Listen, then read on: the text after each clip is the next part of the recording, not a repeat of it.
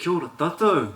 In this video session we're going to look at two types of shell instruments referred to as Pūtātara and Pūmoana.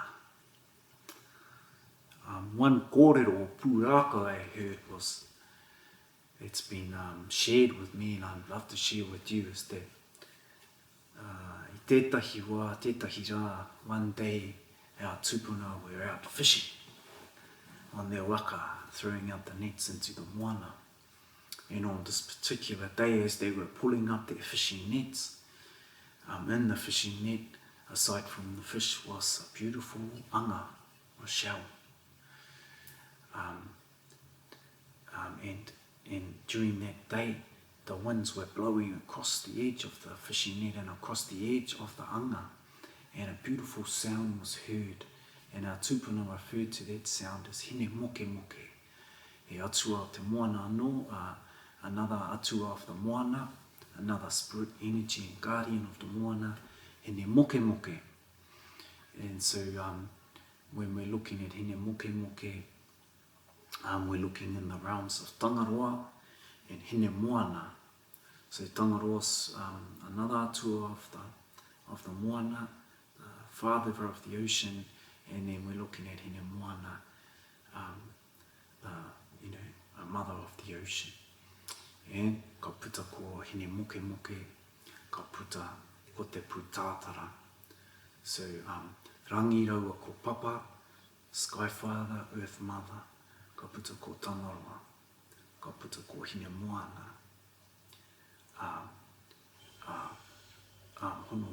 Hona Tangaroa kia Hinemoana, ka puta ko Hinemokemoke, ka puta ko te Pūmoana, te Pūtātara, te Pūpakapaka, me rātu. So there's many different names for these types of shell instruments.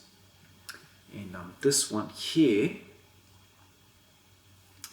because of the wooden mouthpiece, in some places is known as a Pūtātara.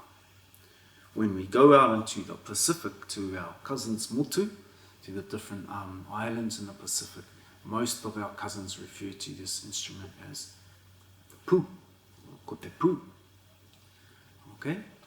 And because in Aotearoa our waters are much colder than in a lot of the Pacific Islands, our anga or our shells are much smaller. And so, in my understanding, our tupuna developed the māngai or the mouthpiece to extend the sound and extend the shape. And so,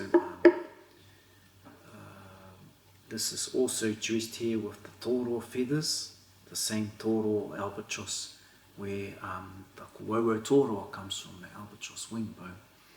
And so what we have here is me adding my breath, ko te pū, the activation, the activator, and that vibrates onto the tōtara mouthpiece, and that starts to vibrate. And because these huruhuru or feathers are also on there, they start to vibrate also, and then they vibrate onto the anga, onto the shell, and what comes out is this beautiful sound that we hear when we hear the Pūtātara. There's two different ways I play the Pūtātara, and one's to acknowledge Hinemokemoke, the lonely sea maiden that we talked about, atua of the moana, one of them, and that's the tangi.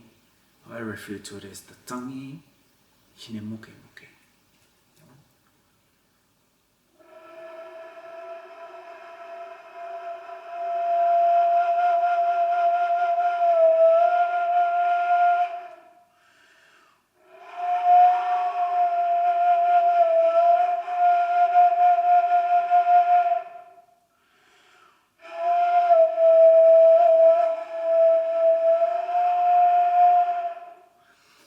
And when you really listen to that closely, you can hear te reo, or te haua tāwhiri. You can hear the wind sounds of tāwhiri, the songs of the wind, and then you can hear that voice of Hinemokemoke.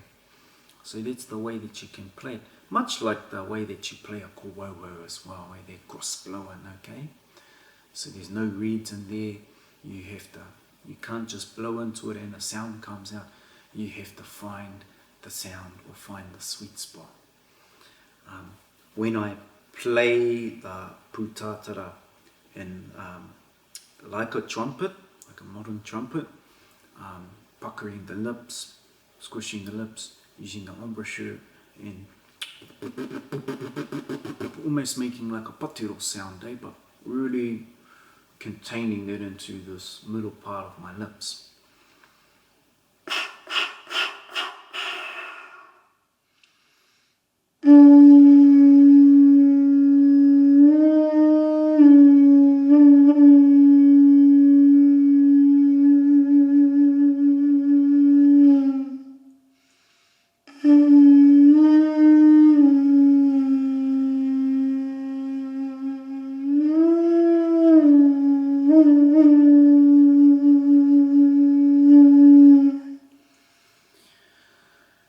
So our tūpuna used the Pūtātara for many different reasons and functions.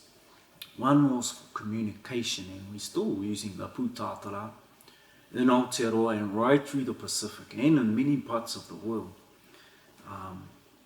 People are still using the Pūtātara to signal the beginning of ceremony or the beginning of some important gathering, to acknowledge our connection with the Pūtaiao, to call out to all the different atua, to bring that beauty and power of nature in with us, connecting us, and bringing in that energy for us to gather together. When my son was born, I played the Pūtātara as the morning sun came up, to give thanks to everything, tūpuna, our ancestors, to give thanks to atua, the Pūtaiao, the natural world, to give thanks for this beautiful taonga we had been gifted on this particular sunny day. And so Pūtātara can be used and is used during the time of the birth of our babies. Where I'm from, we use the Pūtātara at the time of tangihana, and that is at the time when our loved ones are being taken off the marae on the last day before, when they're going to be returned to the kōpū a papa tuanuku, to the belly of papa tuanuku, to the womb, back into the earth. We also use the Pūtātara at special hui during pōwhiri or pōhiri, during the pōhiri process, the welcoming process, the welcome ceremony. Quite often I will sit to the side of our kuia or our kaikaranga, and in collaboration with our kaikaranga, which means asking for permission to work together after the karanga goes out, just a little bit afterwards. So the karanga first, then we play the Pūtātara. Sometimes, depending on who the kaikaranga is, we do that at the start, and then the kaikaranga can karanga call just a little bit after that. So it's really different, and it's really different in different rohe, different areas that you go to, and also with different Taonga Puoro practitioners. So it's there is no one size fits all. It's about working out what is the tikanga from your area, what is the tikanga from within your family. And I'm always guided by our kui and kraua, guided by our elders, guided by my mum, guided by the kaikaranga, and so that we're all on the same page and we're all on the waka together, weaving back the Taonga Puoro back into everyday life. And so the Pūtātara is a beautiful taonga we can use in many different situations. But one of the Pūtātara's main functions is to call out to the people so that the people know that something of significance is happening, some important gathering. For communication, we can play the Pūtātara because it's very loud over long distances. And where I'm from, and in many places around Aotearoa, there are certain sites or certain places that have great sound significance. So in Mairohe, where I'm from, we have a place called Mofango, and in the valley of Mofango there's a certain special hill that's shaped almost like a pyramid, and it sits in the valley, and that's a place where we can sit on top of that hill and we can play, and the sound will travel a very long way. There's another place called Irirangi, and Irirangi gets its name from that special recognition of the sound and the special way that the sound travels in that area. So our tūpuna, we're communicating through different Taonga Puoro like the Pūtātara, to be able to send out that sound a very long way. And that's about having a beautiful connection with the local environment, and knowing how that works. And I want to make mention of that because today we can still make a similarity or find a similarity between a concert hall or a special amphitheatre, and so we're still dealing with the observation of sound and how a space affects the sound, and how that may be used and utilised and worked with to be able to create special soundscapes. So that's the Pūtātara. You can see there that, and one tip I'd like to share with all of us, all of you, is that I never start off with my hand in the Pūtātara. Okay? So I've named this Pūtātara Hinemoana. And you can see that my daughter advised me to put on this taurā, which is a mawhero colour, to acknowledge Hinemoana. And we've added on the huruhuru here, so there's beautiful white feathers of the albatross. And yeah, that's the Pūtātara. So I never start with my hand inside there, or quite often I wouldn't. And that's once you get the sound, then once the sound comes for you, if you play the Pūtātara, then you can modify the sound by putting your hand in and out. So it is an instrument that you play loud, but you don't have to. And sometimes when I'm at the marae, or when I'm with a group where we're singing more te or songs, I can sometimes create the same tune by adjusting my hand in and out of here.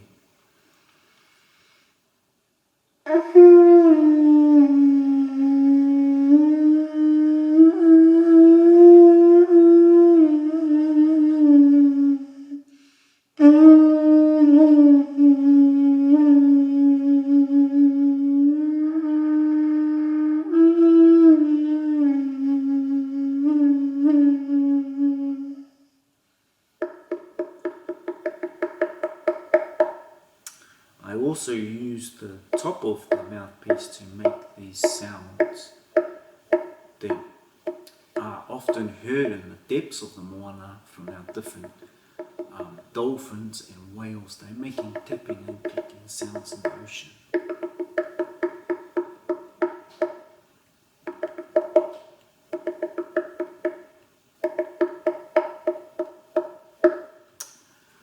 So in my understanding, when we have a anga or a Pūtātara or a shell trumpet that doesn't have a wooden mangai or mouthpiece, that's referred to as a Pūmoana.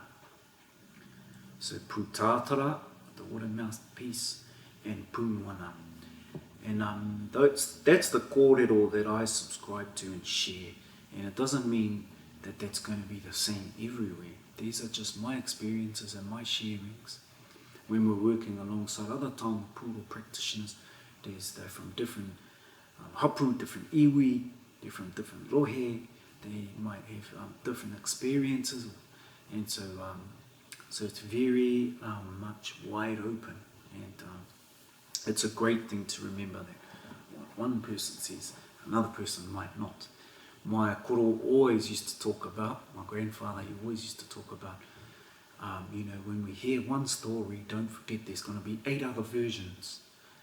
And it was one of those things that my koro would talk about a lot and say a lot, and I just didn't really understand it until later on in my life. So this is the song of sounds of the Pūmoana, and this Pūmoana's name is Hinemokemoke.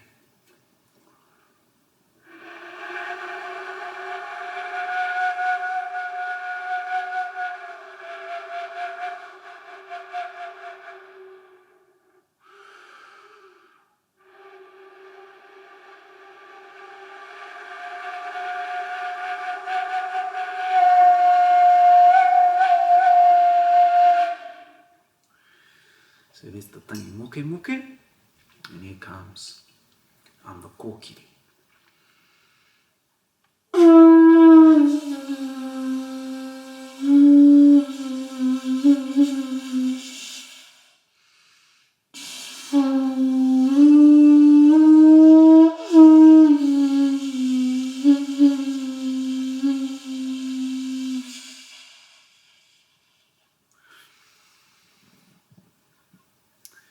Now I'm going to continue on into these other type of musical instruments from the ocean, Taonga Puoro, and these are the different snails, the sea snails. So these are one name I know for these are pupurangi. Okay, this pupurangi here was given to me by my kuia, my nene, and when she was alive she would eat them, and she called them Pūpu.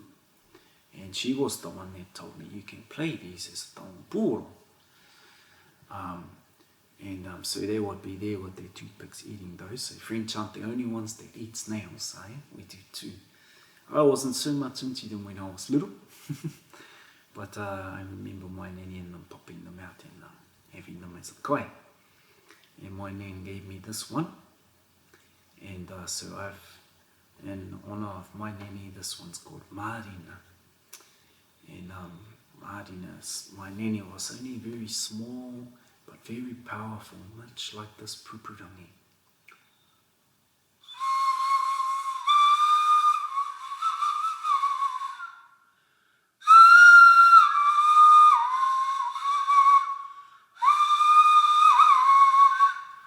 And I can't actually play it too loud because it'll blow the microphone up. Or it'll be too loud for the microphone, so I'm just playing that quite quietly. So engari he pokuno iho, tino kaha tona reo way, just like my nan. She was only little, but if she had to speak loud and had to make sure you could hear what she's saying, it was very powerful. So those are the pupurangi. One kōrero I've heard about pupurangi was was the daughter of Te Wheke o Muturangi. And Te Wheke o Muturangi was this big giant octopus, the Wheke that Kupe was chasing on his way out to Aotearoa, was following this octopus. Pupurangi would sit on the tentacles of her papa, and she would karanga out to her papa every time Kupe got a little bit close. She would call out, "Papa, kia tūpato." You know, tēnā tata Kupe. Kupe is getting closer. You need to swim faster. And so that's one of the pūraka I've heard about the pupurangi. And the whakapopo for pupurangi is very similar. It's coming down from those realms of Tangaroa, Hinemoana, ka puta ko Hinemokemoke, ka puta pupurangi. And so there's that one. You get different types of snails. Some of them used to live in the moana and now they don't anymore. And this is one of them, the kauri, the ancient kauri snail. And these are very rare and they're still alive now. They once lived in the moana many thousands of years ago, and eventually they moved up from the moana like many creatures, and they came up onto the whenua, and now they live in the ngahere. The pupurangi, the ngata kauri, This type of pupurangi is very special because they eat meat, they're carnivores. So they eat other snails, they eat worms. They like to climb the rākau in an awhiowhio shape right to the top of the rākau, and they like to feast on the kieke. That's a type of native, like little mini flax. It has a root aerial vine. The vines come out, they don't go down into the earth, they're aerial air. They're taking in the air from their vines, and they grow from the trees and they come right down. The kieke, aka kieke, and they like to feast and live on the kieke. So these are ancient,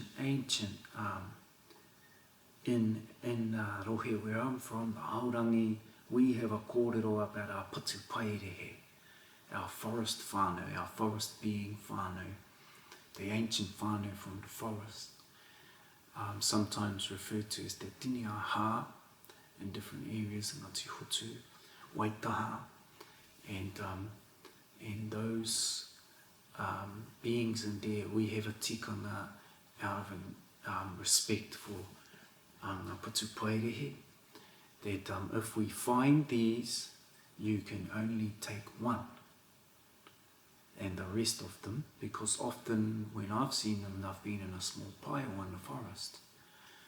The empty ones, the empty ones that you can take and play. So yeah, this one, they like to climb those trees, and in our kōrero from home, they would sometimes face their body against the wind, and you would hear this whistling sound, this very eerie whistling sound in the ngahere in the forests. And they were making songs, interacting with tāwhiri, so these are the favourite type of Taonga Puoro in our area of the patu paerehe. So we only take one if we find it, and we leave the rest for the patu paerehe.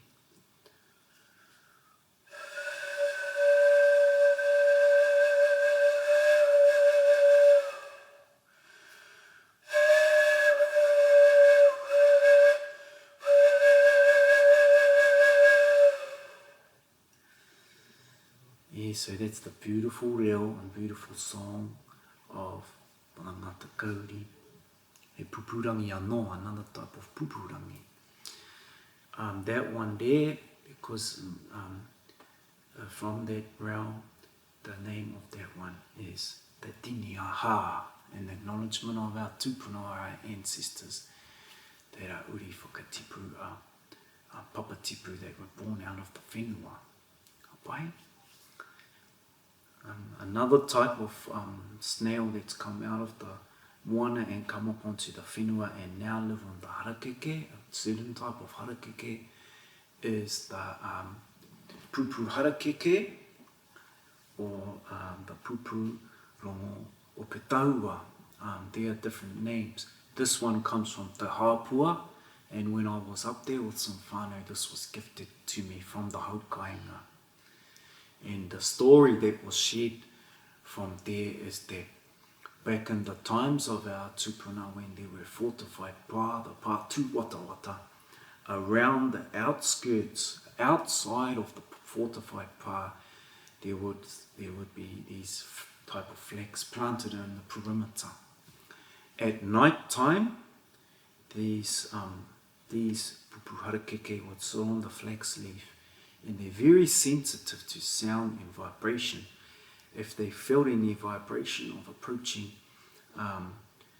humans or other animals coming up, they would suck their body back into their shell, and still holding on with their foot, when they suck their body back in, they make a very high-pitched whistling sound. And still to this day, and when one sings, they start to set off the rest of the whānau, and then they would all start singing this whistling sound, and the people in the pā tūwatawata that were on lookout would know that that perimeter had been breached, because they could hear that beautiful sound. So very much like an old school ancient security alarm, And such a beautiful tangi. And being from that area to have a very close connection with the arawairua, the pathway back to for our loved ones that have passed on. So,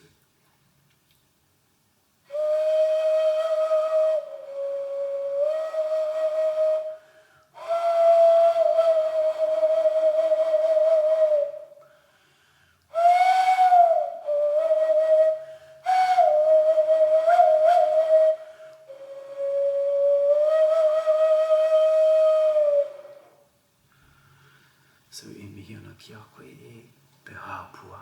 So I've named this one from that beautiful whenua that came from te hāpua. Mauri aloha tātou.